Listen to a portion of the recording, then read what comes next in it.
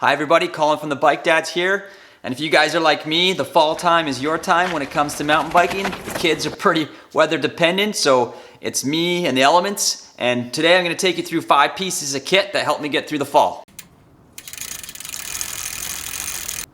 So up here in the Pacific Northwest, we get a wet fall on occasion.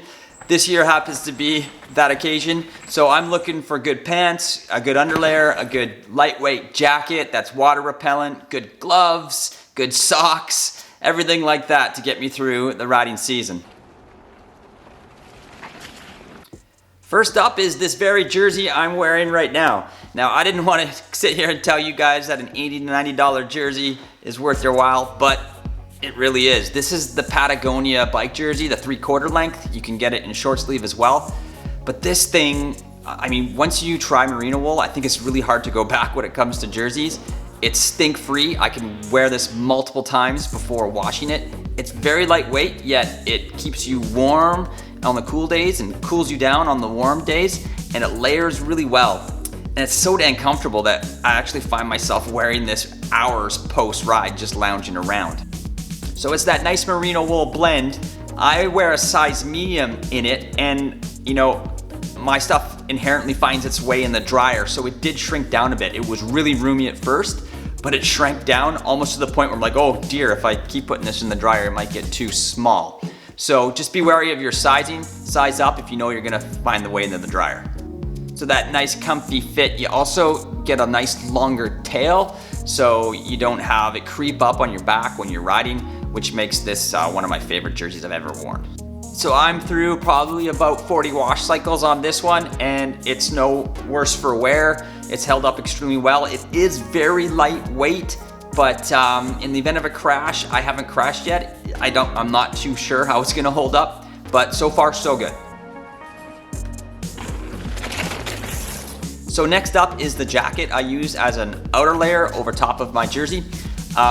This is it.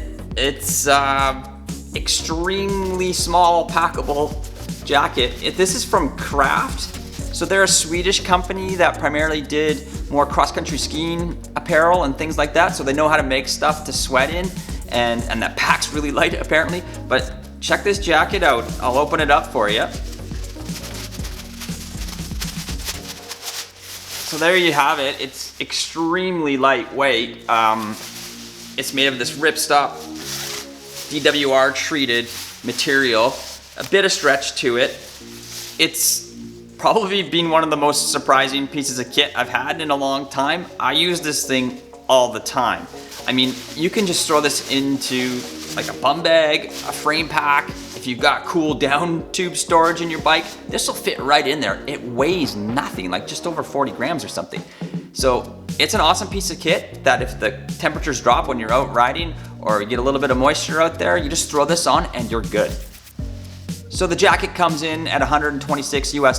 The sizing ranges from size small all the way up to double XL, and the double XL will be huge as this is intended for Swedes, so it'll be a big size.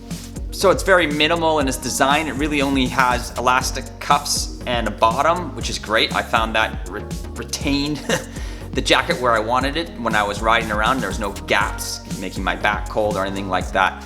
No pockets except the pocket that you pack it into. So very simple design, but very effective jacket. Next up are these Fox Ranger water gloves. So where I live, it can be rainy as mentioned in the fall. These have fit the bill perfectly. So they're not too heavy of a weight of a glove like some others on the market. These are really almost like a normal glove with just a waterproof DWR coated top of the hand. Suede palm, just like a normal glove, so you have great feel. It also has these silicone strips. So they provide a little extra grip on your lever as well as your handlebar grip. And I actually found them really useful. However, they did come loose on me and tear off on my left hand. My right hand's totally good, but my left hand, I've lost it on both my index finger and my thumb. So they just kind of go back to like a normal glove, but I actually really like the silicone and I wish it stayed on. And you also get a little bit of an extended cuff, so it tucks into your jacket nicely to kind of form a seal to keep the water out. So the material, it's not ripstop material. I did have a problem. I must have snagged it somewhere, either on a fall or against a tree, and it started to rip, and once that rip started to happen, it just kept growing and growing and growing. So I'm gonna try and alleviate the problem. I've got some of this Gore-Tex Repair fabric patch. It's like a soft shell fabric patch. So I'm gonna give that a go. I'll let you guys know how it turns out, and I'm hoping for the best. So we're dads, and we love socks. And these socks are actually more geared towards hikers, but these have been some of the best socks I have ever had. They're Silverlight socks. You can get them online. I'll put a link in the description of all this stuff so you can check them out.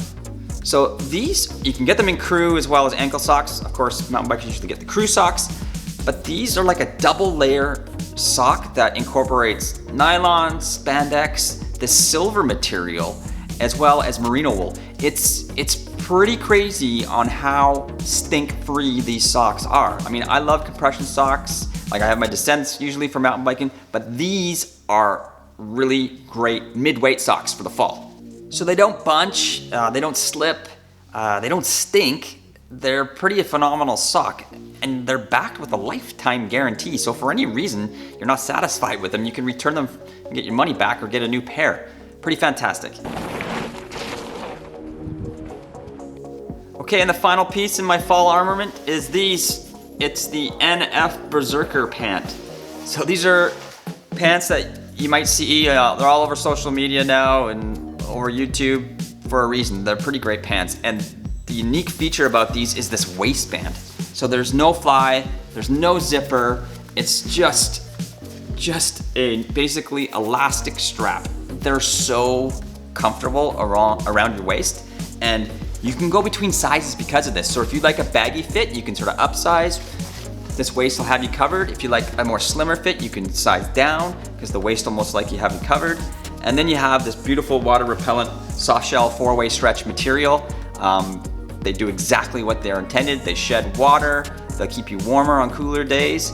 Now I max out usually around 10 degrees Celsius with these pants, and then they're just too hot, but they do have a normal trail pant that isn't as warm as these, but has a little bit of a DWR coating for some moisture repellent. So take a look at those if you're looking at warmer weather. They're a pretty hefty price tag, but they're bound to last a long time.